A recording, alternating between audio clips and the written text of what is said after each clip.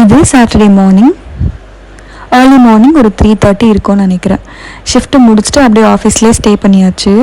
ஏன்னா next week ஆஃபீஸில் ஒரு கிரிக்கெட் டோர்னமெண்ட் ஒன்று இருக்குது. அதில் நானும் ஜாயின் பண்ணியிருந்தேன்.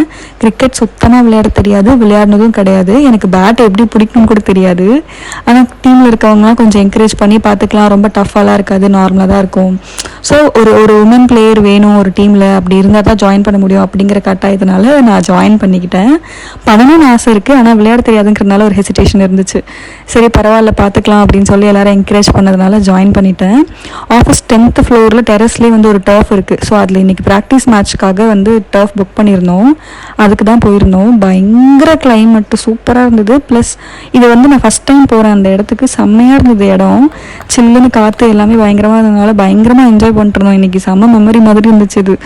ஸோ கொஞ்ச நேரம் வந்து ப்ராக்டிஸ்லாம் முடிச்சுட்டு சாப்பிட்றதுக்கு கொஞ்சம் பசிச்சிருந்ததுனால ப்ரெட் ஆம்லெட் ஒன்று ஆர்டர் பண்ணியிருந்தோம். ஸோ அதையும் சாப்பிட்டு முடிச்சுட்டு திரும்ப பேக் டு ஃபார்ம், திரும்ப ப்ராக்டிஸ்க்கு வந்தாச்சு.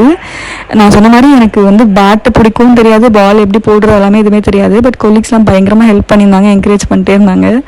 ஸோ அதனால் வந்து சூப்பராக ப்ராக்டிஸ் மேட்ச் முடிச்சுட்டு நாங்கள் 2 hours புக் பண்ணியிருந்தோம். ஆனால் 1 hour தான் வந்து விளையாட முடிஞ்சுது, ஏன்னா பயங்கர மழை. ஸோ முடிச்சுட்டு நாங்கள் வீட்டுக்கு கிளம்புறதுக்கே வந்து ஒரு 7:30க்கு மேலே ஆகிடுச்சு.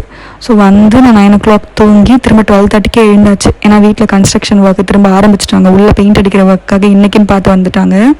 ஸோ தூங்க முடியல, அதனால் ஈவினிங்காக தூங்கி நைட்டுக்கு தான் எழுந்திருந்தேன். எழுந்துக்கிறதுக்கே ஒரு 7:30 8 கிட்ட ஆகிடுச்சு. ஸோ எழுந்த உடனே என்ன டின்னர் பண்ணுறதுன்னு பெருசாக தோணவே இல்லை. அதனால் சிம்பிளாக அந்த மாதிரி தாளிச்ச சாதம் மட்டும் செஞ்சுருந்தோம். ஸோ செஞ்சுட்டு சாப்பிட்டுட்டு கொஞ்ச நேரம் ரெஸ்ட் எடுத்துகிட்டு திரும்ப தூங்கியாச்சு. இன்னொரு வீடியோவில் மீட் பண்ணலாம். Stay tune.